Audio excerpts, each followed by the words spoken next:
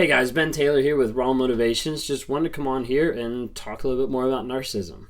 If you guys follow a friend of mine, Lee Hammock, Mental Healness, you'll probably see he started to break down some texts. He actually did a shout out in one of his videos saying that I might do the same thing. Well, it's true. And I have several people that have started to send texts in to me to have me start breaking down of like, how does it look narcissistic? Well, there's one that's not a text, but it's a question, it's a statement that someone wrote in on YouTube a little while ago that I wanted to address, and I wanted to bring up just to try to connect with people about the narcissism and when it happens, how it feels after the fact.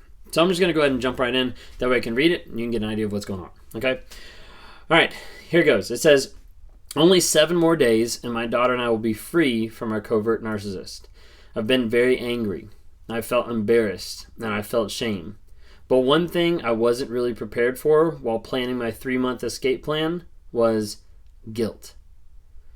Now that my buddy has a flight booked, now they have most of our things packed and in storage, now that the exit day is so close, I feel guilt creeping in. Why? The trauma bond. Even though I've done my research and I've been doing spiritual work and inner work over the past few months, every now and then I feel guilty for leaving him. Even though I know how toxic he is and that he isn't good to me or our child, I'm just so used to making excuses for him. He's trained me to do so.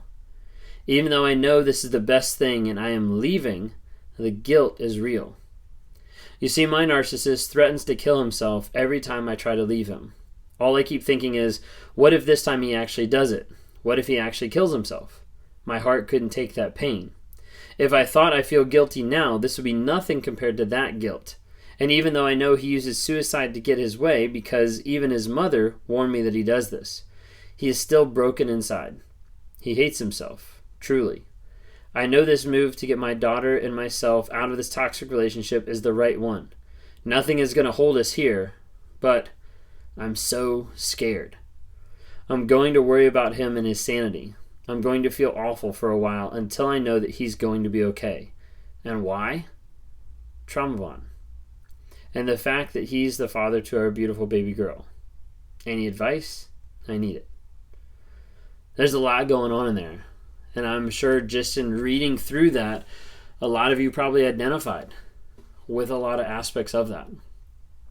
One of the things that's exciting, don't know when it's coming out yet, but it's coming out sometime in the month of April, as we're in the month of April now, a small lesson coming out on guilt.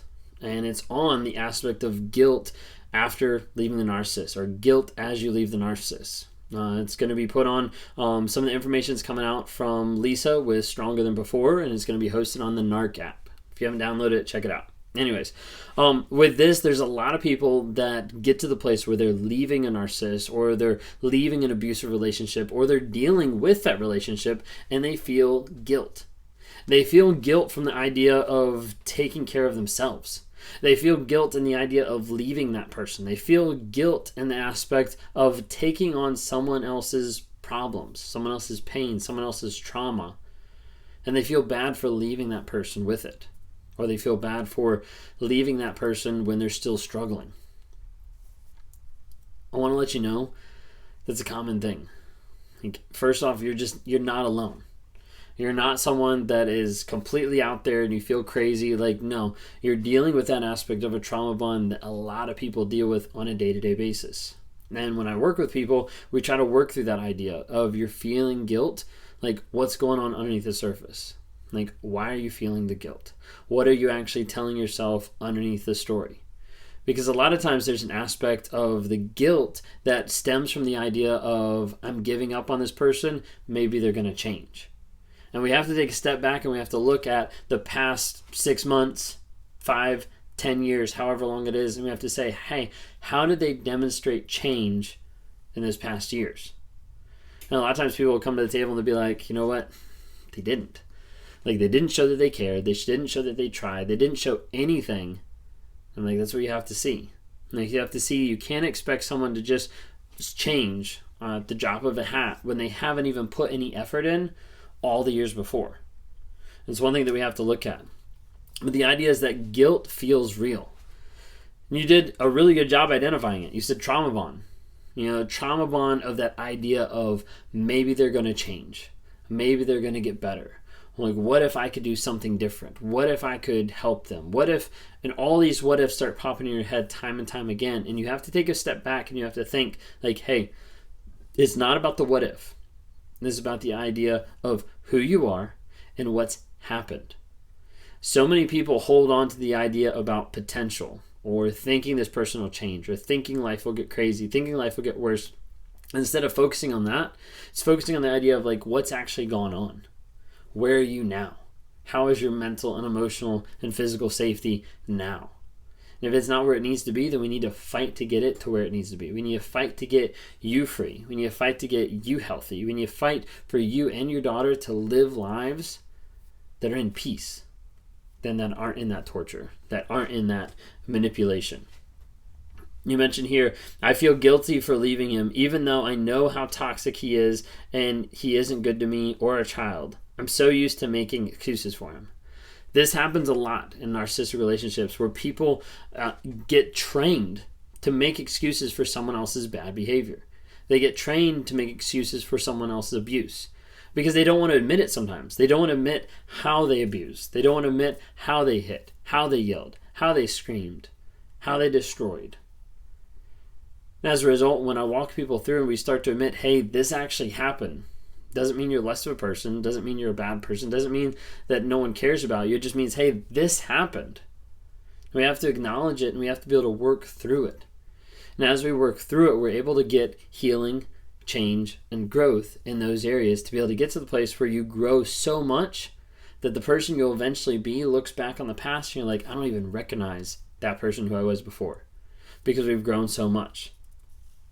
A lot of this goes back to the fact of that making excuses, of feeling guilty, goes back to the idea of a trauma bond. And trauma bond is typically holding on to the idea of hope, or holding on to the idea of what if, or holding on to the idea of potential, or holding on to the idea, and there's like a litany of things that you can hold on to. And so what I encourage you is to do the work, be able to sit down and try to think through what is underlying my feelings and emotions. Write down your feelings, write down your emotions. What is underlying that?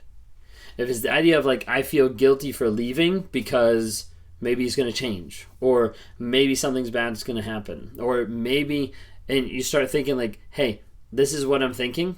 Well, you need to start writing that down and think, I feel blank because of blank. Like, I feel bad because I'm leaving. I feel guilty because of this. And as you start to look at it, you have to start to understand like, hey, like you're telling yourself a story. You're telling yourself that you think this person could change, or you think this person is going to change, or you think this person is going to do something to themselves that, again, is not your responsibility.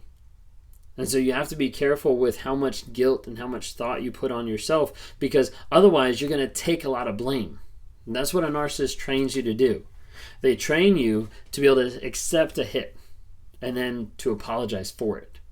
A narcissist trains you so that they manipulate you so that you apologize for things the narcissist does to you or even to other people.